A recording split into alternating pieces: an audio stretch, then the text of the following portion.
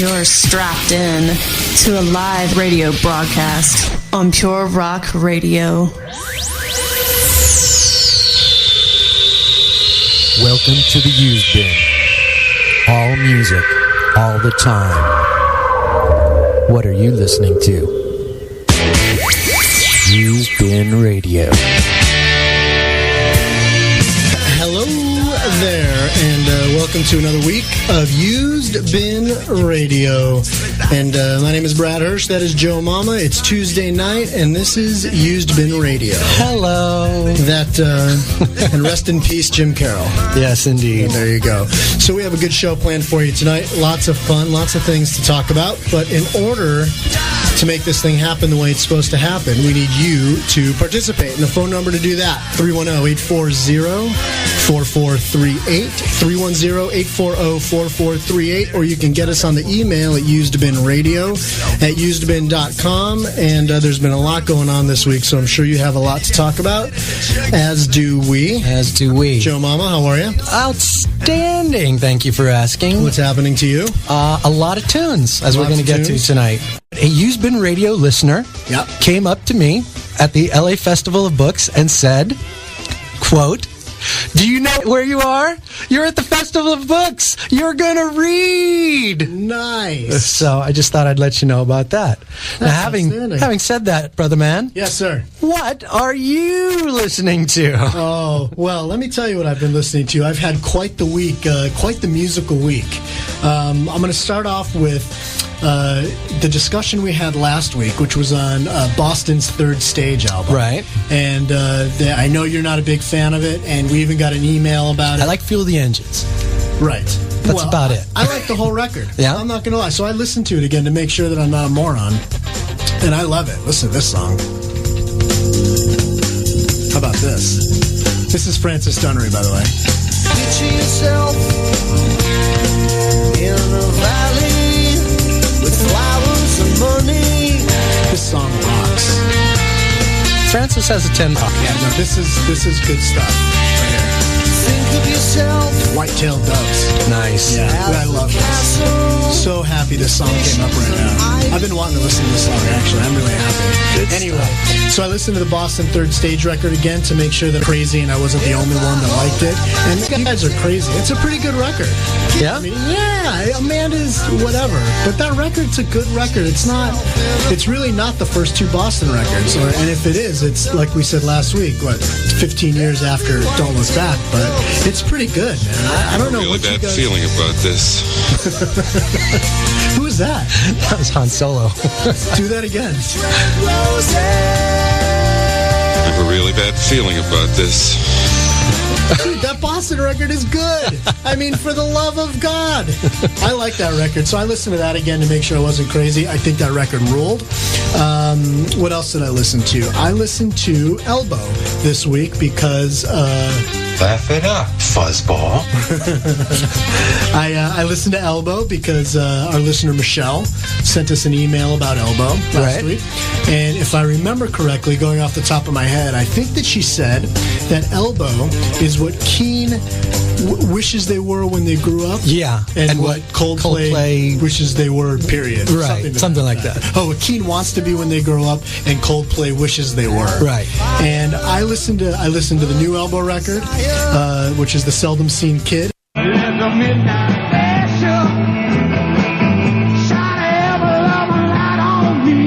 Any way of knowing who's going to be on. So between midnight and 12:01, when you were watching the opening credits of the show, Wolfman Jack would tell you who was going to be on the show, and that's when you knew if it was going to be a good Friday night or not, because it was always like, tonight on the midnight special, we got ABBA and the Carpenters and Anne Murray. It was always like that. Wow. But on this particular episode of the Midnight Special, and this was from like 1977 or 1978, I want to say, Ted Nugent was the host, and he had special guests in the live in the studio. He had Cheap Trick, Aerosmith, Thin Lizzy, AC/DC, Golden Earring, It was awesome. Yeah, I do. It was awesome. I just remember Nugent opening up with Cat Scratch. Exactly. Running across the stage with that little raccoon tail hanging off the back of his skin-tight white pants. With his suspenders. Right. And running across doing Cat Scratch Fever. And I do vaguely remember Golden Earring. Yeah, they did a couple of tracks. Cheap Trick did Surrender. Aerosmith did Come Together. It was big. I can't remember what I ate for breakfast yesterday. Yeah, but you remember that Nugent show. in his suspenders running across the stage doing Cat Scratch Fever. That's funny. Well, that was like that email we got today from our friend Bell. She was like, "Who's that band that played on that festival that went on like right between Kingdom Come and Metallica?" Right. And right off the top of my head, I'm like, "Oh, that was Dokken. It was Monsters of Rock Tour, 1988, Van Halen, Scorpions." It's just weird the stuff that we keep in our memory banks. Sure. But if you ask me if I paid the gas bill or not, 50-50, I'll tell you. Yeah. But no problem telling you that kind of stuff. That's pretty funny. Yeah. So then you know what? Let me digress for a second and tell you what some of our listeners have been listening to this week. We got some great emails from you people, and keep them coming. Real quick, I just want to remind everybody, Francis coming up at 8:30. If you guys want to send an email in, question for Francis Dunnery, usebinradio@usebin.com. Like I said, if it's halfway coherent, we will see if he's willing to take some questions on the air. Knowing Francis, I don't think that'll be a problem, but feel free to ask away if you'd like. So we got some cool emails. We got one from James in Los Angeles, who was listening to the new Queensryche, American Soldier, and he had this to say about it. "I am completely perplexed by this one. What happened to this band? No, really? Queensryche? Really?" Wow. So, not too happy with that one. Is that a damning statement? That's a damning statement on the state of Queensryche. On the Queen of the Reich. We got an email from Dean in Guadalajara, Mexico. Dean in Guadalajara. He said, "Kings of Leon are pretty big." Dude, that band sucks. I don't care where they're big. I don't care if they're big in the UK. I don't care where they're big. What is wrong with some people? I mean, I can appreciate the diversity, you know what I mean? But I can't go from listening to one to well, I guess I can. That's not true. I'm just trying to think like. Well, I did go from Black Sabbath to Johnny Mathis, so that's kind of in succession. In succession, I went right from like Bible Black into like a certain Smile. I guess I could do that. I don't know. It just sounds funny. Doesn't it? Yeah. I mean, a little Muse. Yeah, nice on the Muse. Yeah. Good call. This song rocks, actually. Oh, yeah. This is a good rock. This is a good prog rock song. I'm trying to think, like, am I uncomfortable going from band, like, listening to Dream Theater and going right into, like, Barbra Streisand? Well, when you listen to your iPod, do you have it on random a lot of the time? No, never. See, I do a lot. I do a lot, especially like when I'm running. If for you listeners that don't know, I'm a big runner. I'm a marathon man, and no, Rush is marathon man. There you go. But so I'll have like random tracks going through my head, and it's not unusual to go from like Marillion into like Nitro into like Wendy and Carney Wilson. See, I don't shift gears that fast. I can't do that. Yeah. Like my brain doesn't work like that. I'm like a Celeron processor, man. I'm like one thing at a time. Nice. That's about all I can do. So I listen to full records. Like I was at the gym this weekend, and for those of you that don't know, I'm Muscle Man. Yeah, he's Muscle Man. I'm Marathon Man. Yes, I am extremely fit and cut, which is completely not true. But anyway, I was at the gym to try to get fit and cut, and I had on the Mike Portnoy. Was it Portnoy George Morse record, the cover of all the pop songs? Oh, right. And I have to listen to the whole thing. So I can't put it on random and go from like a rockin' version of Pleasant Valley Sunday to, Metallica's Death Magnetic. That doesn't work for me at all. Gotcha. I just can't go. Like I said, my brain doesn't work like that. I can't shift gears that fast. Makes me feel funny. I tingle in weird places. Maybe that was from the gym. Now that I think about it. Your mom had me tingling in weird places the other night. Which is a funny story. Got some naked photos of that. Of you or my mom? It's a long story. Long story. The other thing I was listening to, and this will segue nicely into a setup in a moment here, but I was listening to some Yes. Can I? I'm sorry. Real Please quick, digress. We got an email. Sort of. I got Fred in Woodland Hills is listening to Lawrence Welk. He rocks. Nice. Fred's my dad.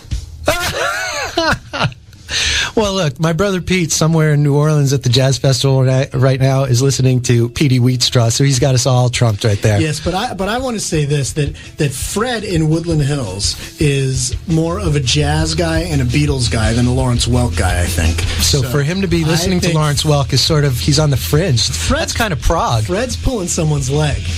I think listen, I may have been born at night, but it wasn't last night. And it might be your mom's leg he's pulling. Oh! What were you going to say about Yes? I was listening to some Yes, some classic Yes. Now, when most people think classic Yes, they think the Close to the Edge album, Fragile, maybe Tales of Topographic Oceans, or Relayer. But I would like to extend the definition of classic Yes to include one other record. Okay. Going for the One. I love that record. Not always included in the top 3 or 4 Yes albums by the diehard fans.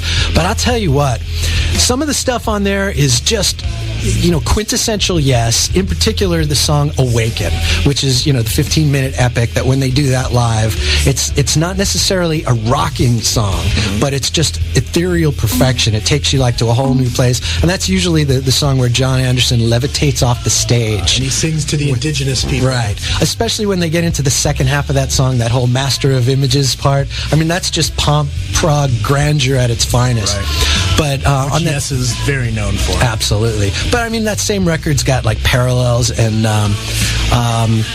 Turn of the Century and the hit Wondrous Stories.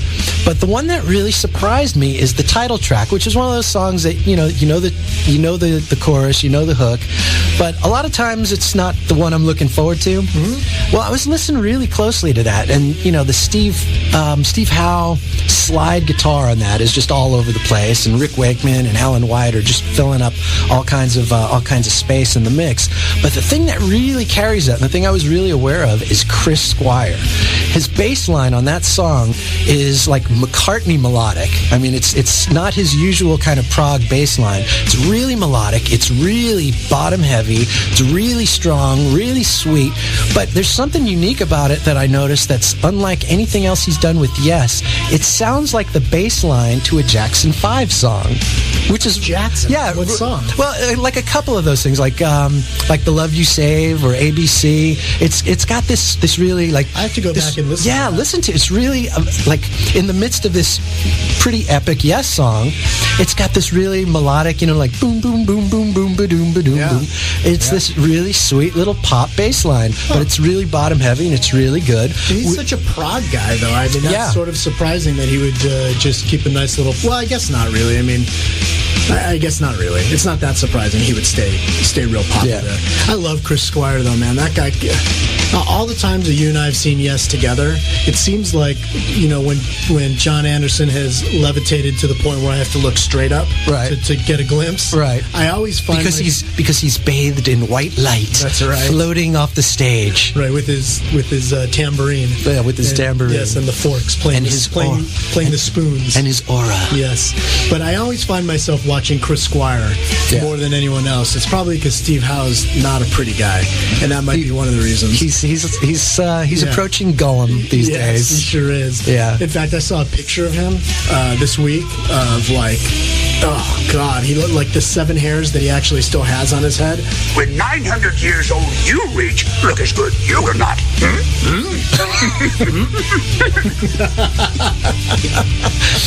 Anyway, yeah, I find myself watching Chris Squire more than anyone else. That guy he's such a natural at what he does, man. He's really a pleasure to watch. So let me ask you this, brother man. Little trivia for you. Yeah. What was Chris Squire doing before he formed Yes? I'm going to take a wild guess here. How is that for a setup, huh? Such a bad setup. But yes, that would be the Sin. That he and Steve Nardelli started in, if I'm going to nail this right, in the mid-60s. 1965, Steve Nardelli and Chris Squire formed the Sin. That's SYN. And they were playing around London for a long time before they ever formed Yes. They were the house band for a while at the Marquee Club. And as we mentioned earlier, the Sin has just reformed with Francis Dunnery, who we're going to get on the line shortly here. But funny little story. So Chris Squire did a reunion tour with Steve Nardelli to do a Sin tour. I think it was about 2 or 3 years ago. Yeah, they put out a record. Yeah, they put out a record. Indestructible. And I actually went to that tour. It was a good show. They don't do any Yes, obviously. Right. They stick back to the stuff they did on Indestructible and some of the stuff from the early 60s, which is kind of an odd mix because basically it was 35 years in between albums for this band, if you think of it. So some of the songs you hear them and immediately you go, Flower Power. This is from the Age of Aquarius, and then the other stuff sounded more like modern prog. But a very quick little story that that Chris Squire told on that tour, which I thought was pretty funny. One night they were playing the Marquee Club, probably around 1965, 1966, and they were actually the opening act. But there was a big buzz about the Sin all of a sudden because of the songs that they were doing, and they were big in the whole sort of British mod scene. And so he came out on stage with the band, and he looked down at the front row of the audience. And the front row at the Marquee that particular night was Lennon, McCartney, Jagger, Clapton, Jeff Beck. And those guys are... Yeah, and those guys are. And so he's looking down going, oh my God, we're making it. We're the real deal. We're about to explode on the scene. Well, found out later they weren't there to see him. They were there to see the headliner, who was some new guitar player from America named Jimi Hendrix. I've heard that story. Great story. So having said that, I thought we had a Sin track, but I think it's on the other... Okay, so maybe we'll get to some Sin later. Yeah. So what we're going to do instead is hook you people up with a little bit of Francis Dunnery, and we're going to see if we could get Francis on the line in the next break. Give us a call at 310-840-4438, or send us an email at usebinradio@usebin.com. Here's a little Francis for you.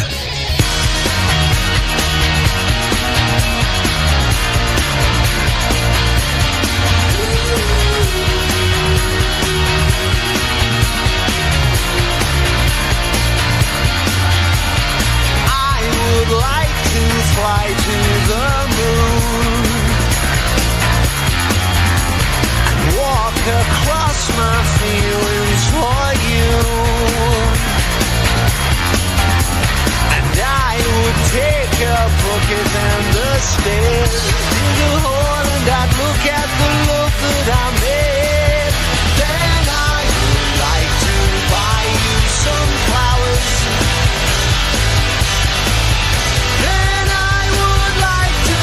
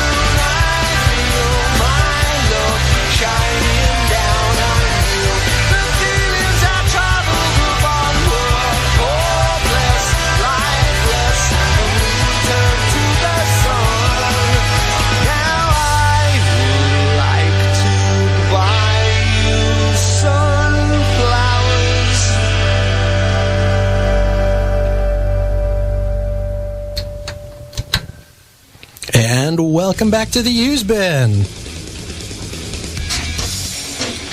All right, guys, we have a special guest on the line, Mr. Francis Dunnery. How are you, sir? Hey, bud, how's it going, brother? What's going on? Oh, man, we are rocking out, man. We are doing very good. How about you? I'm doing good. I'm just a bit tired. I'm just sitting in the well, I'm not tired. I'm relaxing. I'm not tired at all.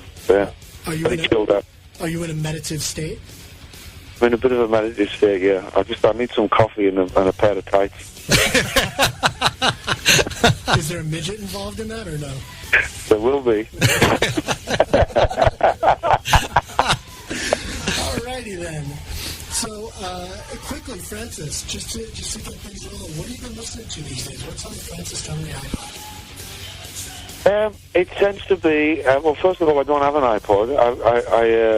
I did have the first iPod that ever come out. I bought one back then. I'm kind of like technology man, but I don't have the new band actually. But I do listen to things like Joni Mitchell's Travelogue. That's one of my favorite CDs. I just think it's just an astounding piece of work. I think. So, funny. It's like real music, It's like that was one of the things, like being on tour with the Syn. Like one of the things we've been doing, we've been trying to play music, right? Because most, on most bands I've ever been in, when you go on stage, I don't know what it is that we do, but you can't really call it music. It's just like it's like the drums are going,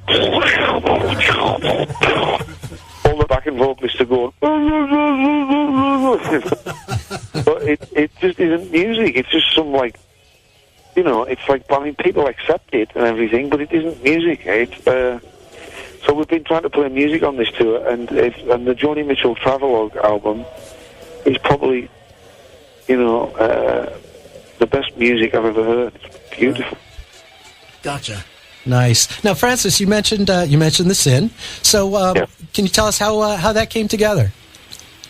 Well, I've known Steve for a few years. Steve used to come up to me at my gigs and say, like, "Oh, Francis, I really like your music," and stuff, and he was always very, very, very nice to me. He was very complimentary, and when he was, he asked me to go down and play guitar on their last tour, and I was hanging out with. Let me think, it was but Gary Husband was on drums, and I was on guitar, and Gerard was on keyboards, and Chris Squire was on bass. Right.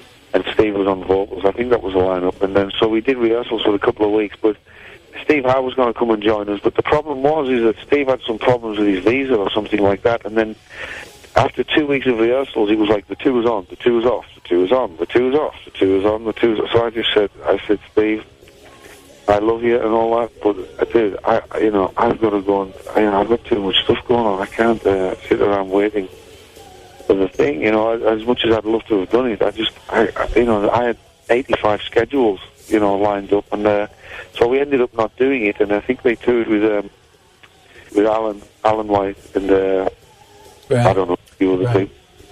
Now, And then Steve came to me about a year ago, and he just said, in his very English accent, like, "Francis, I want to make a new album, and so I want you to produce it." So I listened to his songs, and they were fantastic. So we did it. So how come Chris Squire wasn't involved in this version? Chris, do you want the real answer, or do you want me the answer that everybody says? Oh, no. We want the real answer. Yeah, we want the real answer. Dude,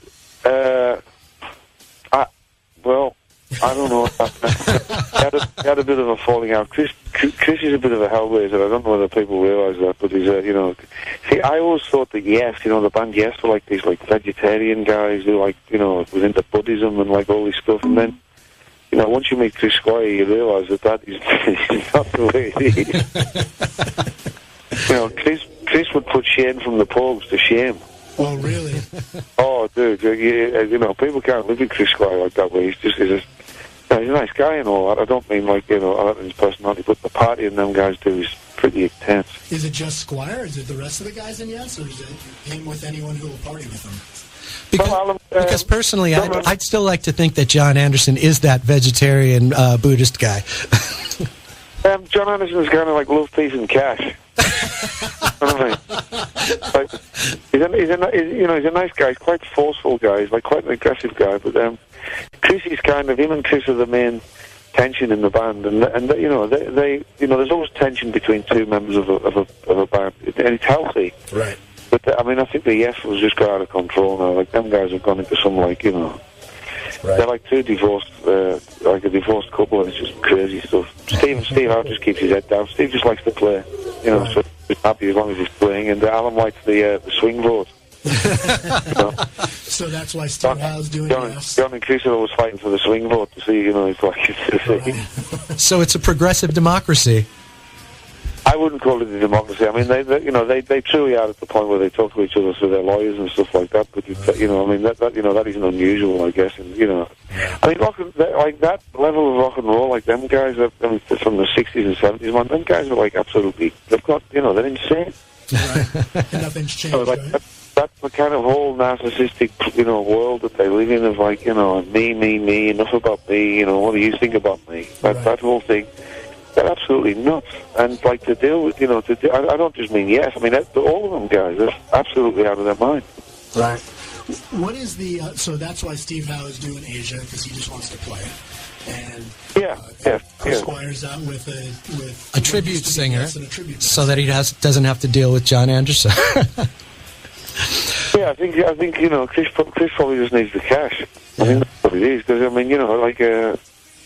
You know, he's doing some phenomenal work, and he's like, I mean, it's kind of a weird thing, really, that a band like Yes would need to get cash. You know, like if you look at people like bands like Led Zeppelin and stuff like that, they were, you know, the Yes sold a lot of records, man. I tell you, like how they escaped, I don't know.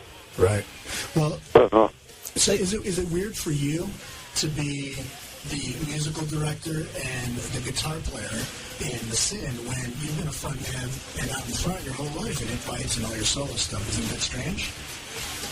Not really, no. I'm not really attached to an image of myself as like a lead vocalist. You know, I don't. I'm not. You know, I mean, that's one of the exciting things about the work I do. I'm not really. You know, I don't run around doing that whole.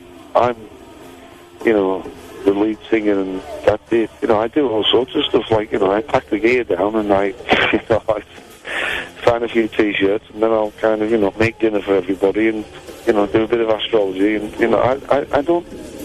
Right. I'm not really involved in that whole kind of rock thing. It's just not my thing. I'm just not very comfortable in it. I get embarrassed. I don't want my kids to see me wearing leather pants with a bald head. Well, it's better than watching you drink coffee in a pair of tights with a midget. Which is what you do, right? That's true. I have you on. I have an internet connection with just watching you do that. Is that strange? That's pretty hot, actually. Yeah. It's progressive. Brad, I wouldn't expect you know, anything else from you, Brad, with that. I've heard all about you, and that Republican NRA guy that you do that show with, that Joe. I told him that you call him Joe McCain. He started laughing. What was the other name I had for him? Joe Limbaugh. Joe Limbaugh, that was it. Rush's brother. Well, at first he told me you were calling me Joe Rush behind my back, and I thought it was a reference to 2112. No. I think listen, dude, you got to change your name, Joe Limbaugh. That's what you got to call yourself. Joe McCain. Joe McCain's a bad and a good one as well, but you can't run around being a member of the National Rifle Association and come and eat food at my house, Joe. Yeah, I can't have you doing that, kid. I'm way too liberal for that. Do you stay involved in politics? I know you played a little bit for Obama, though, right? When he was campaigning, you did play a song. Well, I like Obama. I did his astrology chart, and he's a nice man. I like him. You know, so I don't know about politics. I mean, statistically speaking, all the people who run for office, first of all, they have to lie about that whole Jesus thing. Like, if you're not doing that Jesus thing, then you gotta lie about it. Right. And then, you know, and basically the top, you know, probably 30% of the country are atheists, and they're the most intelligent people. So you can't get elected if you're an atheist. So basically, it rules out all the intelligent people of America. So we're just. So you end up with a bunch with liars who are not intelligent, and that's basically what's running the country. Because, you know, and Obama was the first one of our generation, my generation, who was like, you know, it was just absolutely, you know, he's a nice man, and I think people saw that. You know, they could sense it somewhere that he was actually, regardless of his politics or anything like that, he was just actually a nice man. He was a decent man who just cared. Right. You can see how he is with his kids. You know, his kids, you know, he's well looked after. He's very respectful, you know, you can tell that he's a kind of like dignified guy, and I like that, because God forbid them other lot, man. Jesus Christ. Careful, you're talking to Joe. No, what he was, you know what it is, like in England, I mean, I'm an American citizen. I've been an American citizen for like 17 years now, so, and I do consider myself American as well. But I know I come from England and all that, but when I go to England, the thing that people can't understand, say with George Bush, I'm sure he's a nice man and all that stuff, but they say, out of all them people in America, is this the best he can do? You know what I mean? Like, he's like is this like most intelligent guy you've picked to run the country, like this guy? You know, and I don't mean that he's not a nice guy or like anything like that, but just like, is that really the best he can do? And it's kind of true if you think about it, because old George, I mean, God bless him and all that, but he had the smartest, light on the Christmas tree. Yeah, that's for sure. And how we ended up putting him into power, I don't know. It's an amazing thing. But I think, Obama, I think he's at least, he's a very smart man, I think. And he's a nice man too, so. I did vote for him too. And that's, I've never voted in my life, because I just don't like that politics thing. I think it's, I see these guys on the TV and I'm just like, dude, you expect me to believe that? But see, because intuitively, Brad, I can sense that they're all a bunch of shysters. I can see it. Yeah. Well, I can see that appealing, like winking and all that. It's like, dude, you expect me to buy that? Right. Don't insult me, you lunatic. But the problem, I mean, not to get into a big political discussion, but I mean, we're going to anyway. It's the product of a two-party system, because when you have a two-party system like that, it's uninclusive. It's not inclusive. So you knock it down to the two, least smart guys, and you pick from the best of them. When you only have two choices, that's what you get. Right. No, I would agree with that. It's just, I don't know. I mean, I don't know. I think, whatever happens over the next 4 to 8 years or so, I think, I think we'll be in a better shape after 8 years than we are now, although that whole spending thing and, like, bailing people out, I just don't understand it enough to be able to pass comment on it, but it seems a bit crazy to me that we're, bailing things out that just keep losing money. I mean, where do you stop? Right. I mean, if that was a business, I mean, in terms of, like, if that was me and I was, like, throwing money into something, and it just, year in and year out, I was hemorrhaging, like, billions of dollars, you'd have to say at some point, dude, right. Do you not want to start making another product or something? Yeah. Well, it actually leads me into what I wanted to talk to you about, because we've discussed this before, which is, like, what is progressive? And which is where I was going with the Obama question, and I know that you've got... progressive for you is not just about music. It's not just about like what the SYN is, or it's not about what any progressive music is. Progressive is progressive, right? Yes, I think so. I mean, we're going to be putting a new website up in September. I think that I'm inviting you and Joe to come and do it with us. It's going to be called the New Progressives, and it's for progressive thinking. So it's like progressive music or any progressive type of idea that people have got, either be it political or art or music or anything like that, or we want to put a website up to lead the way for new progressive music, because most of the music nowadays that people do call progressive, and probably a lot of the stuff that you play on your show that people would class as progressive, is actually 70s music, which I love. I don't mean I don't love it, but it's actually just a copy of 70s music, and so it's not actually progressive in the sense of the word. The word, like you've just said, the word progressive, it means a forward, it means to go forward, is to try to break new ground somewhere. And I'm not criticizing these bands saying like, oh, everybody should break new ground. I don't mean like that, because, even when we were in It Bites and stuff like that, I wasn't interested in, I just wanted to play 70s music. I love it. I think it's best stuff, So but I think, if you're going to be progressive, I think that is, in the true sense of the word, I think it's not actually 70s music. That is, most prog stuff sounds like Genesis, Yes, or Gentle Giant, or some mixture of, you know what I mean? And I think progressive music would be people like Radiohead or Bjork, or like, there's a few pretty progressive artists out there who are pretty tripped out. So what were some of the progressive records that really influenced you? For me, well, I mean, I got to go back to, like, things like, obviously Genesis. I mean, like, I was a big Genesis fan growing up, as a kid. And Genesis, they became like, say, like an album like Selling England by the Pound. I had a very deep relationship with that album that I realized years later that, there's something contained in Selling England by the Pound for me that was, very, very intense, because I grew up in a household, an Irish Catholic household. It was pretty, it was like alcohol and like screaming matches and stuff. I grew up in a pretty weird upbringing like that. I mean, my parents were fantastic, but they were big drinkers, and so when they got drunk and stuff, like, just all bets were off. You just didn't really know what was going on. Right. And so the only thing I had that was permanent was Selling England by the Pound and those Genesis records. They never changed. And when those new remixes came out like a year ago, I played them and I hated them because they'd changed them. And it was really weird. I realized then that the old version of Selling England by the Pound had actually become the only permanent thing I ever had in my life. They were giving me some sort of security. So that's why Selling England by the Pound and those old Genesis albums for me were way more than music. It was like a weird type of security blanket. Which, I know it sounds probably a bit pretentious, but that's how it was. I don't think that's pretentious at all, actually. I mean, that's part of the reason Joe and I wanted to do a radio show like this, is because that's the relationship, I think, that we have with music. Yeah. And not to blow smoke up your ass, but I have that relationship with your Once Around the World record. Oh, right. You like that record? Great. In a big way. Yeah, I mean, I just think that's... music is so encompassing for me anyway. I mean, it's what drives me. Believe it or not, it's the first thing I think about in the morning, and it's generally the last thing I think about at night.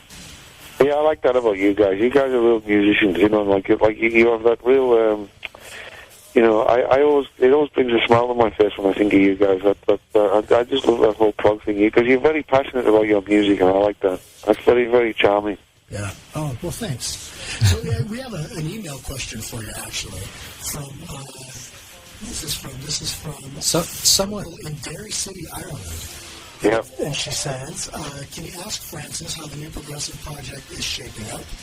And she's looking forward to the DVD and hope that you have a blast on tour with the Syn.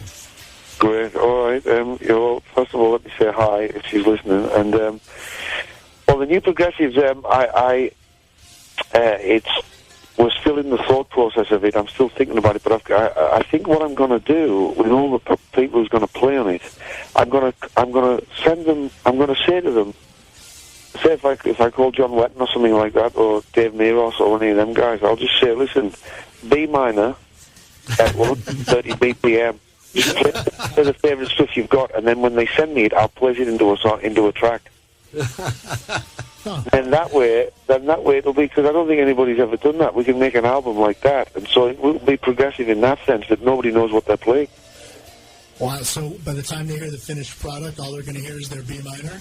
I would say that no, I don't mean to play the chord B minor. Like to play a piece of music on anything. They can play a solo, or they can do like a bass part, or they can do some sound effects or something like that. But it would be in the key of B minor or G or something at a tempo of 130 BPM. So if they play that, then I can actually play it, place it into the tracks that I'm doing. Right. But they won't know what they're playing along to, so they won't give me the same old stuff they've been giving everybody else. That's really great. Because if you say to me, like if you say, hey Francis, I've got this song, it's in G, and then you start playing me G chord, I'm going to play the same crap I've been playing for the last 40 years. And I'm going to be like, hey, aren't I fantastic? He's the same crap I've been doing for 40 years. Right. But if I don't know what I'm playing, and I don't know what the backing track is, I don't know what I'm going to play. Now, I know that Steve Rothery from Marillion is also involved to some extent. Old Rothers, yes, the Old Rothers. I haven't seen Rothers for a long time. He's a very nice man, Steve. I like him a lot. And we got another email from one of our listeners who, this is from Stephen in Los Angeles, who says, I'd love to know how Francis recruited John Mitchell for the New Progressives. Now, John Mitchell, for our listeners who aren't aware, essentially is fronting the current lineup of It Bites. So a very classy move, I think, to extend a hand to him. How did that come about? Well, he's a nice guy, John. Because I just think, it's I thought it was interesting. Okay. I just, I like to move energy. It's a good moving energy, and John has been, or has taken on, the role of having to pretend he's me for a bit, before they did that last album, which is and I think I want, give him the opportunity to come play his own stuff on the New Progressives. Right. He's a great player, John. He's a very nice man and a very talented guy, and I think anybody who, tries to be me should be given, it's like they either need to get paid a lot of money. Was that uncomfortable, having that conversation? No, not at all. I mean, when I played with Robert Plant, the Jimmy Page thing, I can't be Jimmy Page. It's like, it's crazy to try and do that stuff, and I don't want to be. And it's like, I understand, you have to just go and do your own thing, but I can't do Jimmy. It's right. Or try to be Led Zeppelin. It's crazy, and the thing with It Bites, I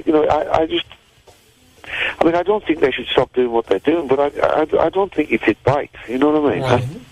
Sure. I think I'm not saying to them to, either I don't agree with what they do. No, they can go and play It Bites stuff as long as they want. It's nothing to do with me. But it's not really It Bites, and they're talented enough to, give themselves another name, I think. I think their last album, people played me some stuff off that. It was very cool stuff. So I don't think they need to call it It Bites. Right. But they have. So so it's fine. Whatever. You mentioned Robert Plant, and I had heard a funny story. You could tell me if this is actually true, but what I heard was that you were not particularly influenced by Led Zeppelin when you were a young player, and so that in a rehearsal situation, Robert Plant would call out for something like "Living Lovin' Maids," and you would have no idea what he was talking about.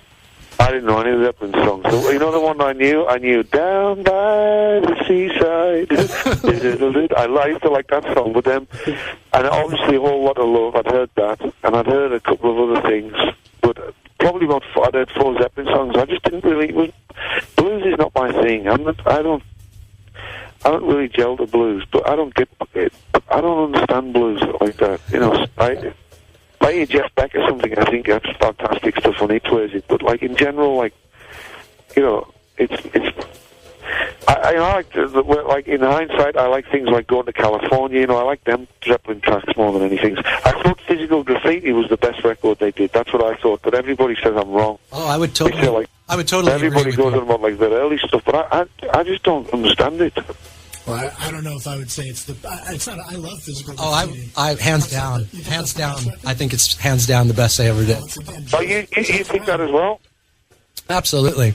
Oh, all right. Well, I'm not the only one then. Because that was the one I liked the best. I thought that was a fantastic record. I think 10 Years Gone and In the Light. That thing is amazing, right? Yeah. I think that's some of the best stuff they ever did. But I didn't know. I didn't know his Zeppelin stuff. But Robert, he didn't hire me for my guitar playing anyway. Because I don't think he liked it that much. He hired me because he liked. I got along very well with him, and me and Robert, we used to have a good laugh, and he liked my energy. I kept the vibe up on the tour, I think. So he kind of, but as far as my guitar playing goes, I think, every time I used to play something, immediately, about 2 seconds after I started playing, I'd hear Robert go, "No. Can't play that, Frankie. You can't play that. Howling Wolf wouldn't play that." And I'm like, "Well, Robert, look at me. I'm 6'4" and I'm a white, skinny guy. I'm not Howling Wolf." You know what I mean? Right. Well, it's funny. You talk about the energy that you had with Robert Plant playing the arenas, and now you've taken that same energy and you're bringing it to people's living rooms. So why don't you tell us a little bit? Right. Well, that's pretty progressive, don't you think, Brad? Oh, yeah, no, that's extremely progressive. And in the interest of full disclosure to everyone who's listening, Joe and I have hosted 2 house concerts, so we sort of know what we're getting into when we go this route with Francis, but that's extremely progressive. Yeah, it's interesting, you know. It's like, I mean, you know, it's we have the opportunity to do different things in life, you know, and it's like, why not take it, you know, why not, I mean, it's not a career move, you know what I'm saying? Yeah. Like, hey, last year I was in the kitchen, and this year I'm in the front room. I'm really doing well, yeah, you know. So I'm not doing it like it's some career move, you know. I don't have a career. I don't do that career thing. I think it's ridiculous, but, you know, like, I just love to do it. I love hanging out with, you know, when I come to Europe, I mean, I met you guys at California. You know, I just had a great time at your place. I have fun. Yeah. To be honest, but you know, that's a pretty rare thing in music nowadays. I'll tell you what, Francis, we just got another email from somebody that we all know. This is from Dean in Ventura. And, I know Dean, yeah. And Dean's a good guy. Dean sent in an email that says, Francis, I want you to settle something for me. During your concert at Brad and Joe's place, you said it was the most important stop on the Southern California leg of the tour, but at my house you said the same thing. So why did you lie to Brad and Joe? Because I'm a liar and I say that every night. Every single night I say, but tonight, people, is the most special of nights. So basically, Dean just busted you. Well, Dean, no, that's because I'm a big fat liar, so don't worry about it. I'm allowed to do that. So you lied to Dean, but you didn't lie to us. Well, I lied to both of you. No, I didn't. I didn't lie to any. It's like a Dean. To answer it properly, the show's like a Broadway show, so I've already got a lot of, probably 75% of the things that the story I'm going to tell. It's already in. Yeah. You know, already written down, but the other 25% is when I start, calling you a crack dealer and stuff like that. I have a quick question for you. When you were here in California, the first time that I think that you came to our house, which I think was 3 or 4 years ago now, and it had been the first time that we had seen you in California in years. I mean, we used to go see you when you played that little club, The Mint. So we were really excited that you were here. So Joe and I went to 3 or 4 different people's homes around our area to go see the show 3 or 4 different times. Is it weird? Is it weird when you see people show up at a bunch of different people's houses? Is it stalker-like or is it flattering? Well, no, it didn't stalker-like. The only thing is it just kind of, it's good in a sense because it makes you want to change the show up. You know what I mean? Because it's like, I like the spontaneity in the show, but if you get them, and when you do, you're in a different town every night and it's different people every night, then you can do the same show every night. But when the same people come night after night, you've got to change the show up. Right. You know what I mean? So it's good it's good in that sense. You know what I mean? Because it's kind of like the show. You know, they've asked me to put that midlife crisis show onto a theatre. Mm-hmm. Because it is like a theatre thing. You know what I mean? It has a very direct. Like, I know how I'm getting from A to B. There's a whole bunch of, like, what I do is during the show I start playing around with people and start asking them stuff, or and that's when the spontaneity starts to happen, and that's when you get the funnier moments of the show, I think. That's a brilliant idea to put that into a theater. Right. Fantastic. And for our listeners who aren't totally aware of what we're talking about, these are very intimate shows in people's houses that Francis does. It was a one-man show with acoustic, but very interactive, very intimate with life stories and pearls of wisdom. And it'll make you laugh. It'll make you laugh. It'll make you cry. It'll reduce a grown man to tears. Yeah, I think somebody said it'll make you a better man, even if you're a woman. That's pretty good. But I mean, they're pretty provocative, the shows, and I think, I think it's been a tremendous thing to go and meet all the people. I've got so many new friends now, with doing the house concerts, and it is a very dangerous, progressive thing to do, but it's been phenomenally successful, which is really really taken me by surprise with it. I just didn't think, it's 5 years now, Brad, we've been doing them. I thought I'd maybe do 2 weeks. You know what I mean? Unbelievable. That's pretty good. Most people would kill for a 5-year career. Yeah. Pretty good. Not so bad. So, Frank, well, I don't, like I said, I don't think it's a career move, dude. That's all I can tell you. I'm not doing it for the career. I mean, I can't. That's one of the things when people say, what do you need to have a successful house concert? And I just say you just need to put your muse or rock thing down. You can't go to people's houses with that. It's ridiculous, and it's an insult, really. So I don't go to people's houses as like, a lot of these, like some of these guys I've showed up at their house, they've got like tattoos of me on their arms and stuff like that, and I'm just like, dude, that's pretty intense, it's just, I mean, I understand it because I like bands myself. I was a big supporter of a few bands, and I was, so I understand if people have grown up listening to my music that it's like, a pretty tripped out thing. But I have no intentions of going to their house to do that. It's like I'm going there as a friend, not as like some guy to stand on a platform or something. Yeah, well, that's... as you can tell by the nights, because the nights require everybody to get involved. It isn't just me. Right. You know what I mean? Yeah, Right? I mean, it's one of the most cherished nights that we've ever had. I mean, it's an unbelievable experience, and we've had people call us. And I know you've heard this before, but people call all the time and talk about what a life-changing type of experience it was, and whether it's the stories or the music, or just the music, or just the stories, whatever it is. Well, you know what the good thing is, but is that if people don't like my music, it's still all right because the stories are about them. So it's everybody's interested in their own life. You know what I mean? Absolutely, that's right. Joe, I want to know, what's the first record you ever bought? The first record I ever bought was a single, which is called a 45, and it was I got it out of a jukebox that was at the top of the street in the town that I lived, and it was in a little cafe where all the cool kids used to go and hang out, and my sister used to take me there, and I guess she was about 13, which to me then seemed like they were really grown up, and I was about 6 or 7 or something like that, and I bought Black Knight out of the jukebox by Deep Purple.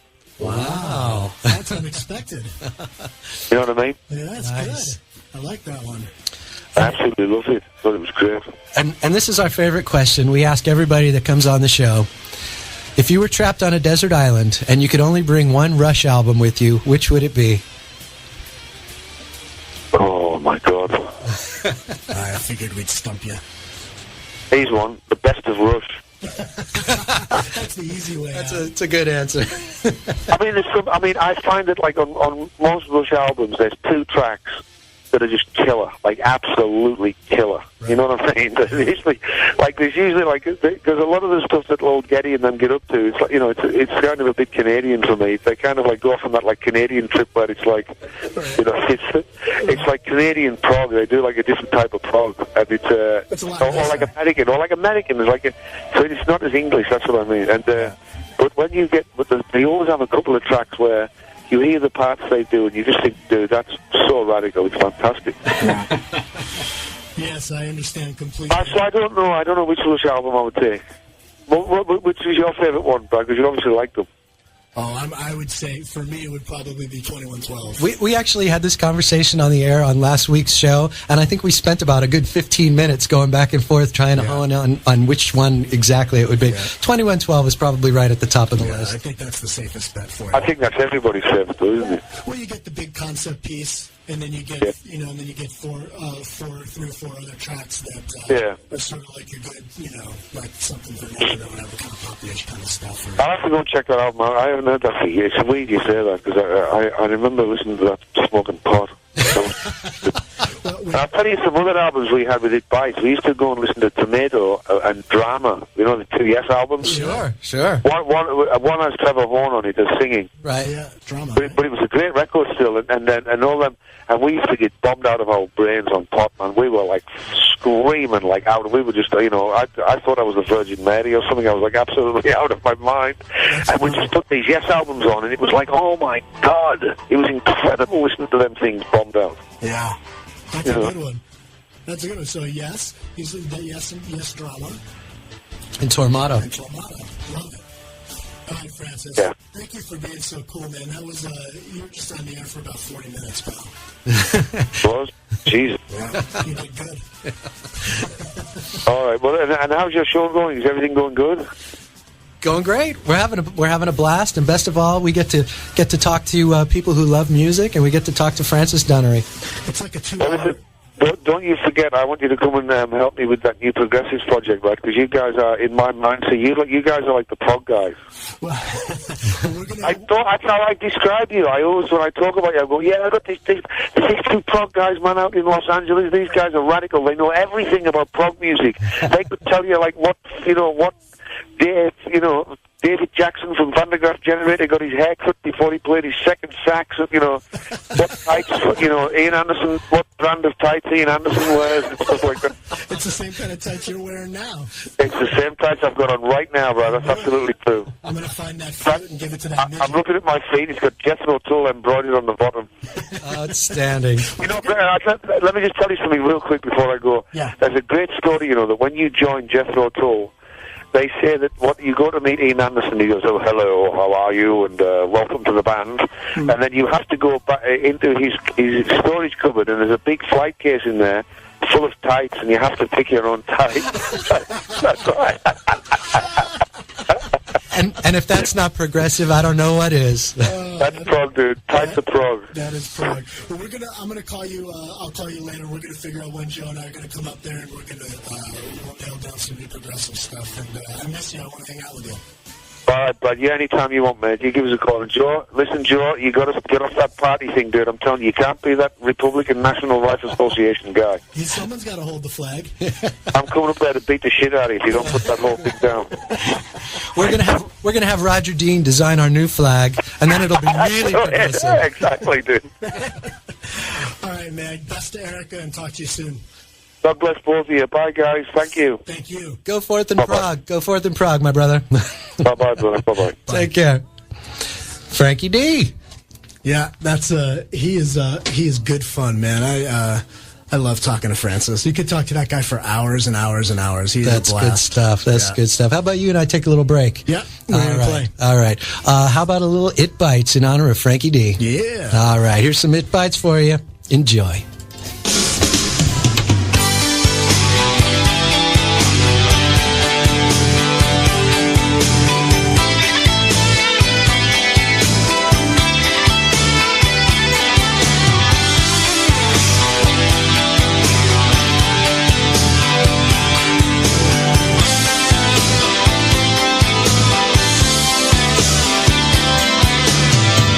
Bright light, it's a magical night.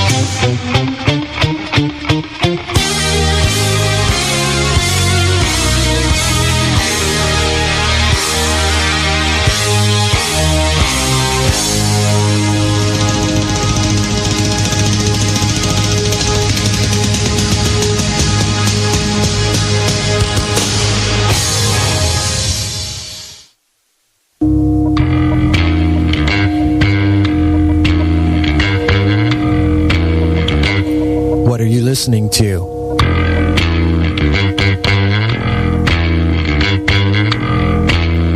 Used Bin Radio.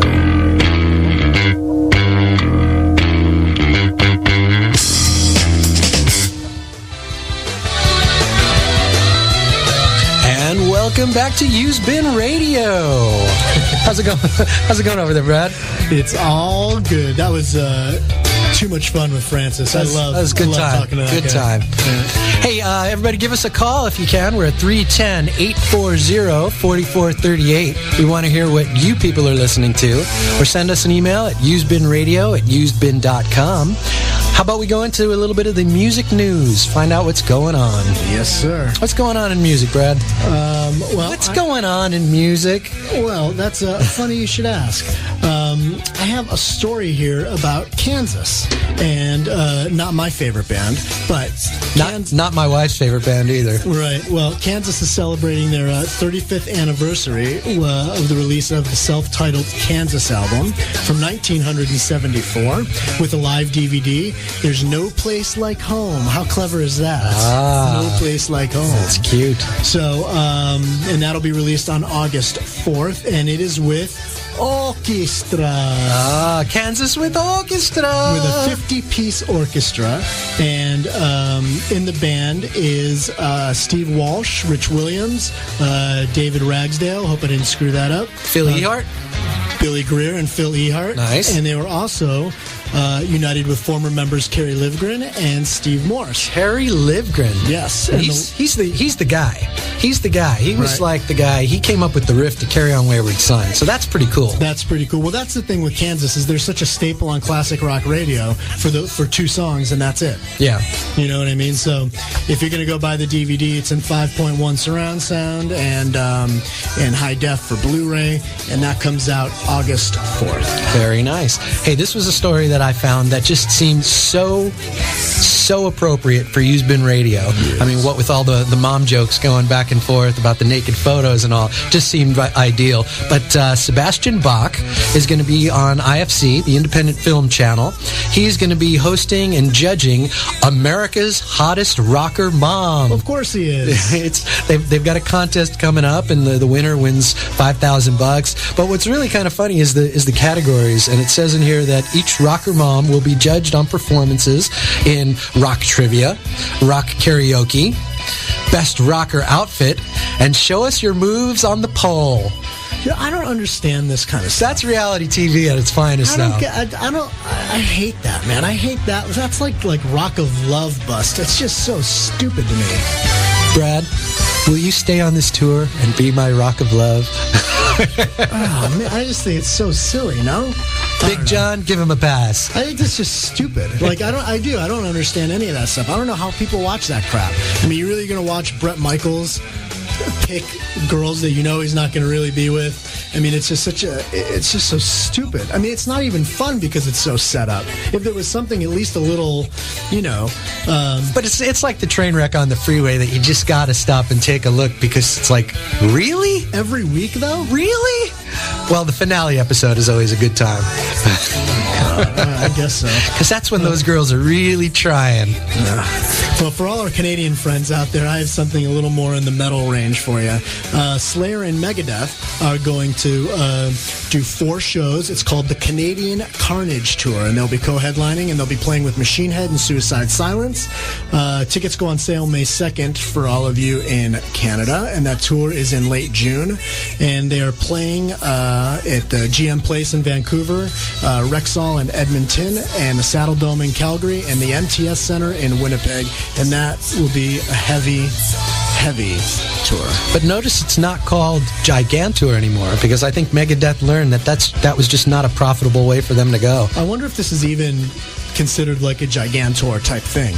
Or this is just Slayer and Megadeth going out there to rock out. Yeah, well, I don't know. But who's going to be buying tickets for the Creed reunion tour, ladies and gentlemen?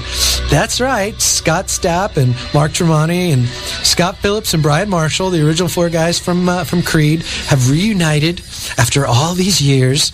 But here's the funny part. I'm sure there's a lot of Creed fans out there. Nothing funny about Creed. Nothing funny about it. They're a very serious band, very serious message. But here's the thing: you reunite. You're going to do a reunion tour, and does Scott Stapp always have to put a bad taste in everybody's mouth before they even get this thing off the ground? Because here's his comment about the reunion tour. He says, "Oh no, I won't call it a reunion. It's a renewing. It's a rebirth. I missed my boys and wanted to create music with them again. We're thrilled to have a second chance to make a first impression." Scott Stapp, shut up. Enough. You know what? I went and saw Creed. Did you go see Creed with your arms wide open? Oh man, it was so bad. It's like, you know, I don't mind Creed so much. I kind of like the music, but he's just so like, it's like he read Rockstar Book 101 and couldn't pull it off. Right. It's really bad. It's like he's so overly dramatic, and everything is the heaviest thing he's ever sang in his life. Yeah. You just want to take a hockey stick and shove it deep in his ass. It's pretty self-important. Maybe they'll like nail him to a cross on stage on this tour or something like that. Only if I can have the hammer. I'd rather be a hammer than a nail. All right, anyway. I have a good story for you, and this just came out today. And the reason I have this story is because I am participating in the Twitter phenomenon. That's right. And I am not one for being excited about anything new technology-wise, Facebook or MySpace or any of that silly stuff. But for some reason, I'm enjoying the Twitter, and I am following Trent Reznor on Twitter, and this is what Trent Reznor twittered. He linked to his website about a relaxed camera policy for the Nine Inch Nails and Jane's Addiction tour. And the reason I think this is so perfect and timely and cool is because it just goes to show, once again, how Trent Reznor is all about changing the rules, and it's all about being fan-friendly. So this is what he says. And bootlegger-friendly, apparently. Right. He says, fans will be permitted to bring in their personal cameras, video, and audio recorders. This is not an open door policy, and all recording devices please try to use common sense as they're trying to ensure that this experience is great for everyone attending. So to be clear, this policy applies for the North American Nine Inch Nails and Jane's Addiction tour only. So here are some examples he gives. I have a nice SLR camera and lens and I want to shoot photos. Yes, you are allowed. I have a high quality camcorder and want to record video and audio. Yes, that is allowed. I have a shoulder mounted broadcast quality video camera and want to shoot the show. No. I have a flash-based audio recorder with a stereo handheld mic and want to record the show. Yes. I have a full Pro Tools rig running off a generator and want to record the show. No. So it goes on to get into more detail about what you can and can't do. But again, it's absolutely cool that he's taken the time to try to rearrange the policies with all the venues that they're playing. And he does make it a point to say that obviously security guards at all arenas are not going to be aware of the policy. So if anybody gives you a hard time, direct them to the Nine Inch Nails security guys, and they will help make it all right. But don't cause a problem. And if you're in doubt about what's cool to bring, leave it at home. So in a couple of months after that tour, there's going to be an awful lot of live versions circulating of 3 days. Yeah. How cool is that? That's pretty cool. And you get the whole the Nine Inch Nails set, which I think they're done touring for a little while after this. So that'll be really cool. It's just so great, man. He is, whether you like the music or don't like the music, whatever you think about Nine Inch Nails, Trent Reznor is Francis Dunnery's version of progressive. Yeah. Okay. We just don't hear enough stories about Crocus. So let's talk about Crocus. Right now, I think it's in Switzerland, actually, is the Ice Hockey World Championship. And who better to write the official theme song for the Ice Hockey World Championship than Crocus, ladies and gentlemen? That would have been my first thought. Absolutely. So Fernando von Arb wrote the riff for a song called Live for the Action. And our favorite hairy hero, Mark Storace of Crocus, had this to say. When we go on stage and give a performance, and when the lights hit us and we break into a sweat and the adrenaline is high, it's like a metaphor. We score our goals, we get our cheers. That's why it wasn't so difficult to find the right lyrics to fit the music, which would be usable for both ice hockey and rock. And now you know why Crocus is irrelevant. And screaming in the night. Oh, yeah. I have a good story for you. Hit me. And I'm going to read you this whole piece because I think it's just too funny. See, metal needs more of this. Okay, in the latest issue of Metal Hammer, Under Oath shared some choice words for popular punk glam metal act Avenged Sevenfold. The guitarist goes on to say, "What's popular to a degree is what pushed me to find something that isn't popular for Under Oath. Chiodos or Escape the Fate, who do kind of the same thing, screaming and singing and whatever, do it their way. So we're like, let's do it completely the opposite because we don't want to be associated with them. And people might associate us with Avenged Sevenfold because they're pissed Republicans and so metal. But they're a gimmick. They're a circus. They can't play and they can't even write a song. What's worse is they look... Oh, behave. What's worse is Yeah. What's worse is the way they baby. look. If you need to have makeup and crappy names like Sinister Gates to sell records, then you shouldn't even be here. That's not rock and roll to me. Arena, maybe, but not real rock and roll. If you're basing yourself on how cool you are and how many girls you can trick into thinking your band is cool, you could just take that home." Okay, then. How retarded is that? That's pretty weak. Isn't that what metal is all about? Yeah. Taking chicks home. Taking chicks home. Tricking them into thinking you're cool. That's right. Or even tricking them into thinking that you're in Under Oath. You're a bunch of wussies. Look at all the people here tonight. Rob Halford has a line of clothing coming out. It's called Metal God Apparel. Now, that's a scary thought. It is, because you would think it would be like leather shoulder holsters and like studded cod pieces or things like that. But no, it's pretty safe. It's mostly t-shirts for guys and girls, and the designs kind of look like tattoo art. It's pretty metal, right? So.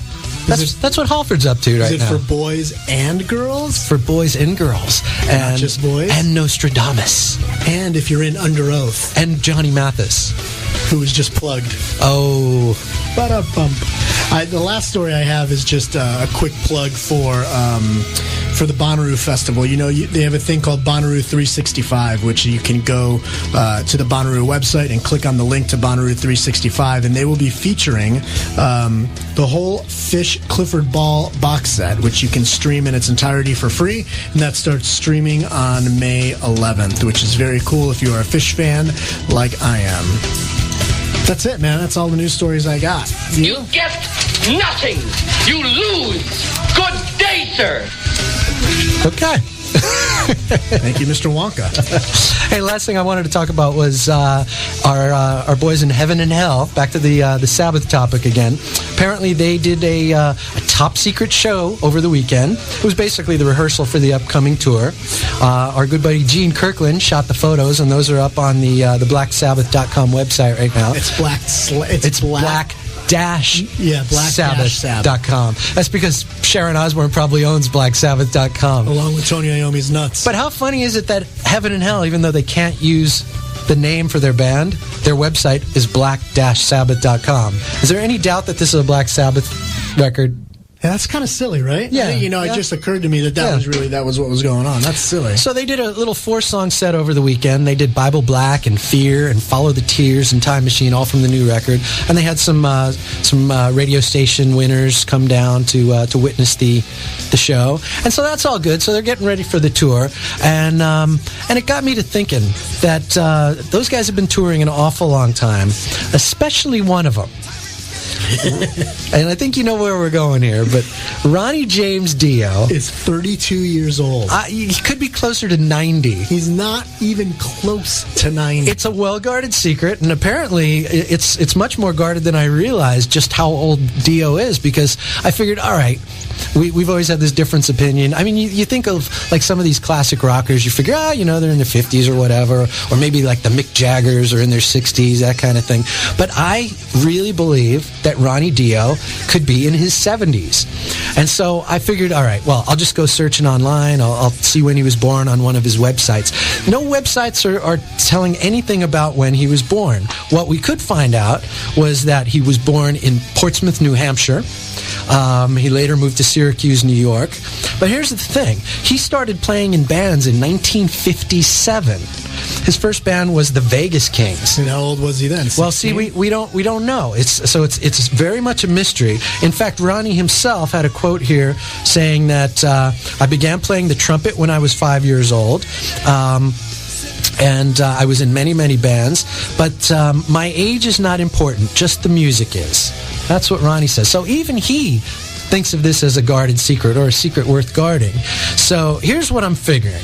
The only other piece of information that is telling about his age is the fact that one of his bands, Ronnie and the Redcaps. See, he went through this whole series of bands like Ronnie and the Rumblers, Ronnie and the Redcaps, but that's Ronnie and the Red Hots. All teenage stuff. I mean, Zappa did the same thing. Zappa went through all that in high school with the Mothers of Invention. No, I mean, even before the Mothers of Invention. I mean, he was in all sorts of like silly little bands when he was 15, 16, 17 years old. Right. True. So I'm assuming like Ronnie and the Redcaps and all that kind of stuff, probably 15, 16 years old. Well, I don't know, but the only other piece of information we could find that helps kind of pinpoint you within a few years is the fact that he started college in upstate New York in 1960.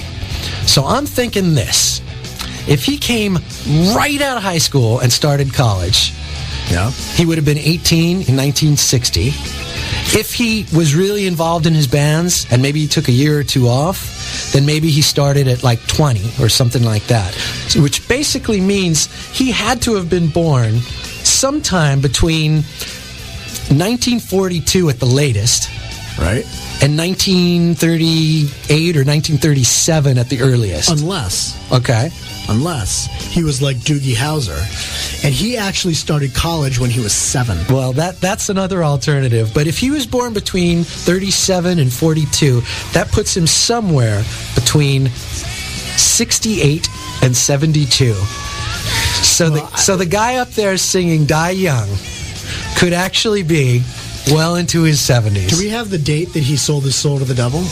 That was last Thursday when he played a 4-song set for radio winners, I believe. Got it. Yeah. The thing with Ronnie, though, I don't care if that guy's 72, 82, 32, 52.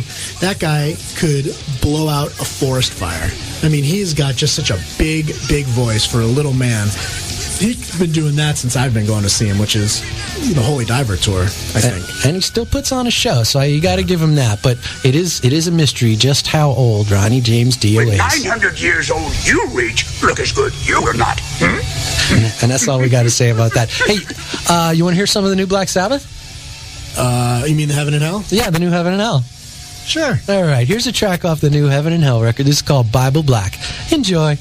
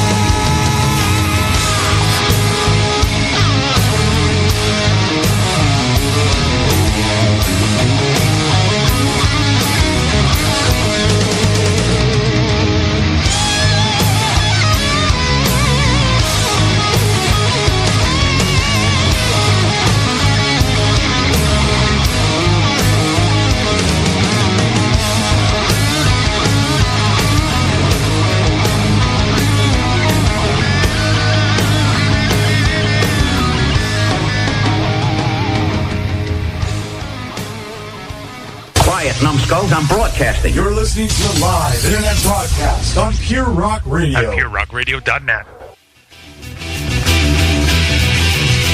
And welcome back to the Used Bin. Welcome back to the Used Bin.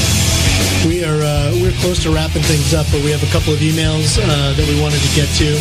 And I see here, actually, we had an email from... who is this from? It's from Stone. And Stone actually had a question for Francis, and I'm sorry that we didn't get to that. So I'm going to email... Well, what was his question? Let's see if we can answer it like Francis would have answered it. Okay. It says, I've heard that you're a certified therapist. How and when can I start some therapy sessions with you? See, I've got too much Saturn and not enough Moon, as well as loving people too much when they remind me so much of me. Which is clever, being that those are Francis lyrics. Nice. So I think Francis would say, well, Stone, I believe I could change my world. I want to say that I got to read your chart. If you want, you can email me at francisdunnery.com. I'll be happy to read your chart for you. Do you want some Lucky Charms with that? I'm telling you what I'm going to do, Stone. I am going to cut and paste that email and send it to Francis. Pink hearts tonight. and green clovers. Let me read the beginning of Stone's email, which is what he's been listening to. And this is what he's been listening to. The Jesus Christ Superstar soundtrack. Nice. The first Buck Cherry record. Can't believe it's been 10 years. Queen 2, because Father and Son is so awesome. Nice. Ogre Battle. Right, and I'm going to completely butcher this, Stone, so I apologize. But the Harvard Computer Science 256 Ajax mashups, Python, PHP, and MySQL podcast. Sorry, I'm geeky like that. Dude, you are geeky like that. And that's one of the other reasons you need therapy, is because you're listening to something I can't even pronounce. Yeah. So, but thank you, Stone, for checking in. Appreciate that. We also got an email from Sibel. And I thought this was pretty good. So she's got 3 questions. 1, what is the deal with metal bands covering other metal songs right now? Dio's Holy Diver being covered by Killswitch Engage, and Slayer's Ghost of War by Hatebreed. It's not like they do songs any different or better. Should those be filed in the Who Cares folder? And I would just respond to Sibel that those are your words. These are not mine. I can read them back to you. It's a private joke. Okay. And she also wants to know, she says, let me know when I can, when in the show you talk about how much Carcass rules. I'll listen then. I'll tell you what, when you can get an interview with us with Ken Owens. With Ken Owens. We'll talk about Carcass all day when long. Ken Owens is ready to come into the studio and talk about his brain hemorrhage. That's right. That would just be the greatest interview ever. You know what else would be the greatest interview ever? Just speaking of off-the-wall interviews. How great would it be to get Stanley from Life, Sex, Death, and Hair? Dude, that would be great, but you wouldn't be able to understand a word he says. Well, and he would smell horrible, so it would have to be over the phone. That's true. It's a relatively small studio room, so it would kind of reek in here after a few minutes. Yeah. But that would be pretty great. Because I'm a tank! It's just a blue velvet moon. Yeah, that would be pretty good, actually. But Stanley, he stinks. So it would, like I said, it would have to not be in this studio. Sibel had one more question. She wanted to know why we haven't talked about the first annual Epiphone Revolver Golden God Awards, and that's because I saw something about that. Was it on VH1 that they're? I think they're going to be broadcasting. Oh, okay. VH1. But it's just another one of those stupid, irrelevant, made-up award shows that mean absolutely nothing to nobody. Similar to those VH1 rock honors, those silly little things. It's an excuse for a bunch of bands to play together and fill up 2 hours of space on VH1 when they're not airing stupid shows like Rock of Love and stuff like that. Those are pretty cheesy. Yeah. I mean, it just seems to me so self-indulgent and ridiculous. And as far as the Revolver Epiphone Golden God Awards, I mean, come on. They gave the Lifetime Achievement Award to Ozzy because it's the first annual award show. Not that the guy doesn't deserve a Lifetime Achievement Award, but who cares about the Revolver Golden God Awards? This is silly. Yeah. You know what I mean? Yeah, I don't know what to say about that. That's not progressive. Just That's another regressive. I'll be watching Sebastian Bach that night with the hottest rocker moms. Wow, I don't even. And then you'll probably watch The Hills right after that. What'd you think of that Sabbath track, by the way? I'm sorry, Heaven and Hell. Right. It's pretty good. You know, it's like we talked about last week. The record's fine. Do you feel like you're just settling for what the classic bands are putting out now? Well, I think that was the conversation that I was having with Suk, which is it brought that to mind. Should we settle for bands? Like, should we settle for new music by older bands, even though it may not be the best thing? For me, I say no. Okay. I say I don't have to settle for anything. I mean, what I listen to when I'm listening to new music, whether it's an old band putting out a new record, or a new band, a new record, or a band I've hearing for the first time, I want something interesting. I want something a little bit different. Right. I want something exciting. Right. You know? And this Heaven and Hell record, it's not a bad record. It's really not. I mean, it's chock full of chunky riffs. Right. And Suk actually nailed it when he said Tony Iommi is the star on that record. And right. I would have to add Geezer Butler to that. Yeah. I mean, it's a beefy record. Right. But, I don't know, Dehumanizer to me was a beefy record. See, so I don't really need... I think those songs aren't any better for me. I thought some of the stuff on this record was just as good, for me, just as good as Dehumanizer. I mean, certainly not in the league of, the original Heaven and Hell record, or some of the great stuff on Mob Rules, like we mentioned earlier, like Sign of the Southern Cross or Falling Off the Edge of the World. But I don't feel like I'm settling with that. Not the same way I do with, like... Will you pull this record out? Yeah, I will. You will? Yeah. When would you feel the urge to go, From time to time. I feel like that new Heaven and Hell record, I'm going to listen to Bible Black. From time to time, I'll pop that on. I mean, like when I first heard, those new tracks that they put on that Dio era box that they did a few years ago. Yes. I heard those tracks and immediately thought, this is an excuse to tour. I'll never listen to these tracks again after that show. And we saw the show, and I haven't listened to them since. I couldn't even tell you what those tracks were. Right. But these tracks I'll pull out from time to time, so I don't feel like I'm settling with this. Not like with some of the bands that expect you to settle, like we mentioned earlier, the new Queensryche record. These guys are just so on autopilot. They haven't turned out anything... No, but the thing with Queensryche, though, is that at least when they tour, at least you know that they're doing, they're playing... chunks from Empire, chunks from Rage for Order, and chunks from American Soldier. So if you go see Queensryche, yes, you're going to have to sit through the 5 or 6 songs of American Soldier, but you know that you're getting 5 or 6 songs from Empire and 5 or 6 songs from Rage for Order.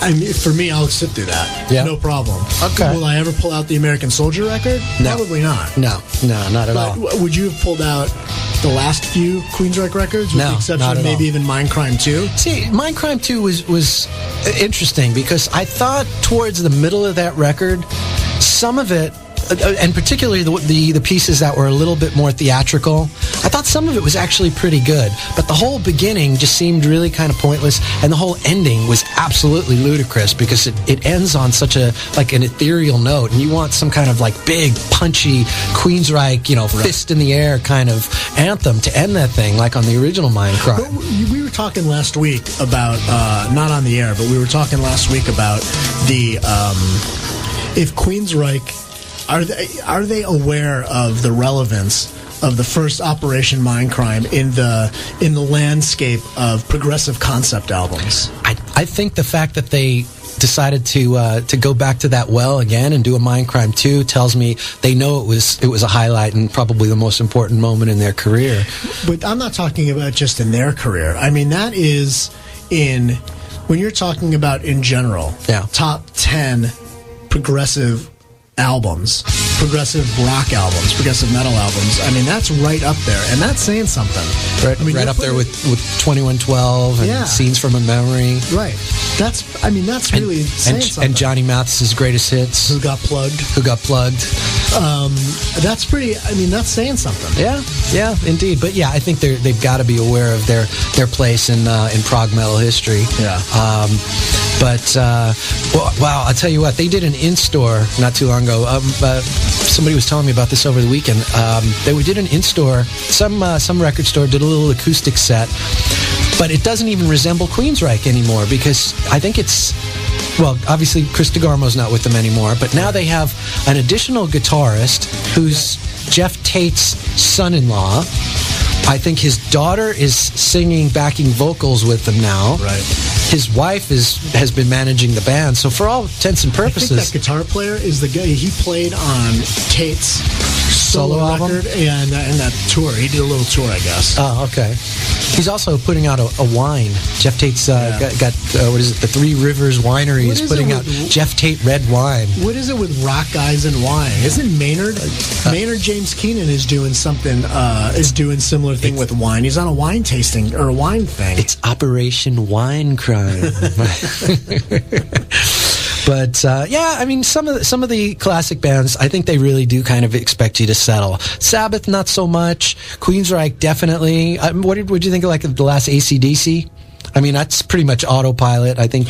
But that was, you know what? It's a better record than the last album, but it's the same. It's the same record. Their first 15 albums. Here's a question for you. Wait, that's not true though, because AC/DC for a while was a pretty bluesy band. Yeah. I mean, they were chock full of riffs. Yeah. But yeah, but back in the Bon Scott era, it was sort of a much bluesier deal. Oh yeah, I mean it was much more musical than, you know what I mean, than what we get now. Now, without Thunderstruck. Without getting into our usual debate on this topic, I just want to ask you straight out, if and when Eddie and Dave get back into the studio to make what they've been talking about is another Van Halen studio record with Dave back in the lead vocal slot.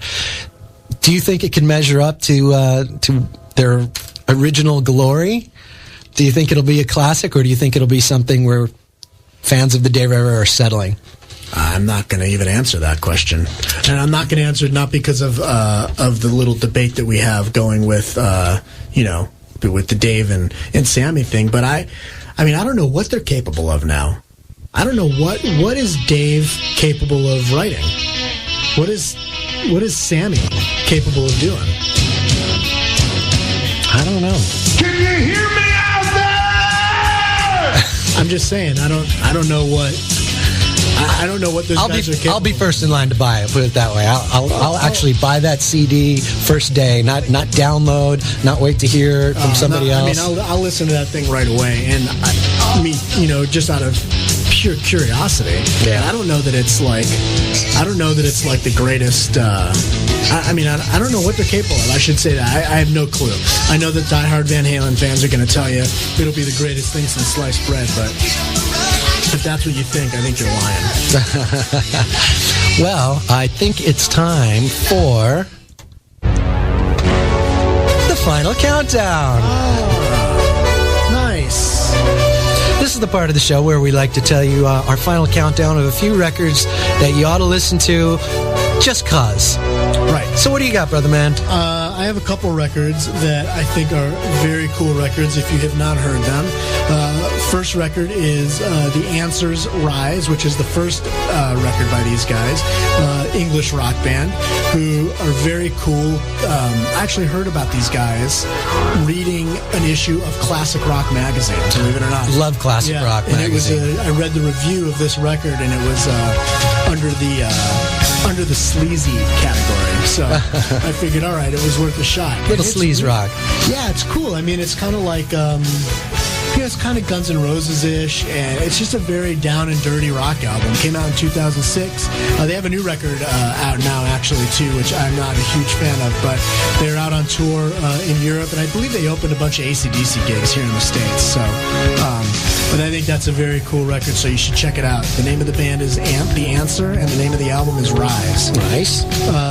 And the other one I got for you, which is kind of a wacky little record, is Chris Robinson from the Black Crowes. Did a couple solo records, and the first record was called New Earth Mud, and that's what he started calling the band, was Chris Robinson and New Earth Mud. And this is when he was married and happy guy, and all of that kind of stuff with Goldie Hawn's daughter. Right. Drawing a blank. Can't remember. Yeah. I think she's out there. I can't remember.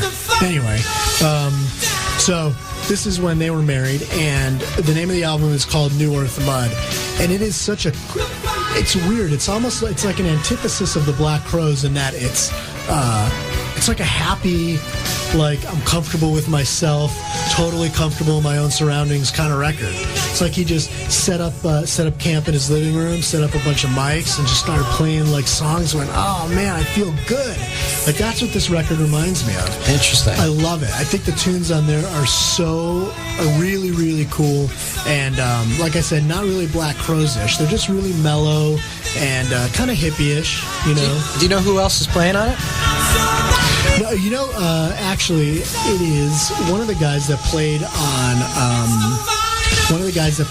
with the Black Crowes right after Mark Ford left. And I can't remember the guy's name. It's going to kill me. Well, the reason I asked... Paul Stacey. That's his name. Paul Stacey also produced this record with Chris Robinson. Gotcha. The reason I asked is just the way you were describing it. It sounded like a project that he worked on. I'm not sure if you even were aware of this, so this might be a little trivia question for you. But in 1991... I want to say, Black Crowes went on tour with Jellyfish as their opening act. They were, I think, Black Crowes were supporting either their first or second record at the time. And when they got off the road, the two Robinson brothers, along with Roger Manning and Andy Sturmer from Jellyfish, went into the studio. It never got released, but apparently they had a band that sounds very similar to what you were describing. And they recorded some demos, which I have bootlegs of, and they called it Sweet Pickle Salad. And totally random. I'm gonna have to play you that sometime because it sounds very similar. In fact, who knows? Maybe some of those tracks surface on this project. Well, this isn't quite. I mean, I don't know about that stuff because I haven't heard it, but it's not like it's really poppy. It's really just sort of hippie rock. Yeah. It's really. It's cool. There's a song called "Safe in the Arms of Love" that I love, man. It's just a really cool song. I know he toured that record, and then he put out a record right after that called "The Magnificent Distance," which is very cool too. So very nice. That's it for me. Very nice. Well, as far as my final countdown, I just have 3 words for you. Just 3 simple words: double live Gonzo. I pulled out Double Live Gonzo the other day, and I was like, man, is this smoking? I mean, not only did you have like the 12-minute version of Stranglehold, which is epic, and Wang Dang Sweet Poontang, and Just What the Doctor Ordered, but you know, Young Ted's little stories in between songs and his little onstage banter is just so great, and it's just a smoking live record. Great White Buffalo's on that. Great White Buffalo and Hibernation. Yeah. So much good stuff. Yank Me, Crank Me, but Don't Wake Up and Thank Me. So all good stuff. So that's what we're listening to right now, which is very, very cool. Well, I have to say, it's been a lot of fun tonight. This was a great show. This was the most fun I've had so far. Yeah, good stuff. We should say thank you to a couple of people. We should say thank you to Rich over at Pure Rock Radio for always being in our corner. Thanks a lot, Rich. Yeah. And Terry Edwards and Max Krasny over here in Century City. Culver City. Sorry. Forgot where I was for a moment there. Stacy Parra at Westwood One. I'd like to especially thank your mom. Right. And Francis Dunnery and everybody in the Francis camp for helping make that interview happen. I hope you guys enjoyed that as much as we did. Yeah, go find out a little bit more about his band The Syn and his house concerts and everything Francis is up to with this whole new progressive attitude at francisdunnery.com. It's going to be an interesting tour. I'm looking forward to that. Yeah, it's going to be a lot of fun. I would agree with you completely. Very good. Hey, send us some emails so we can read them next week. We're at usebinradio@usebin.com. This has been a blast for me. This is Joe Mama. And I am Brad Hirsch. Nice to see ya. To see ya. Nice.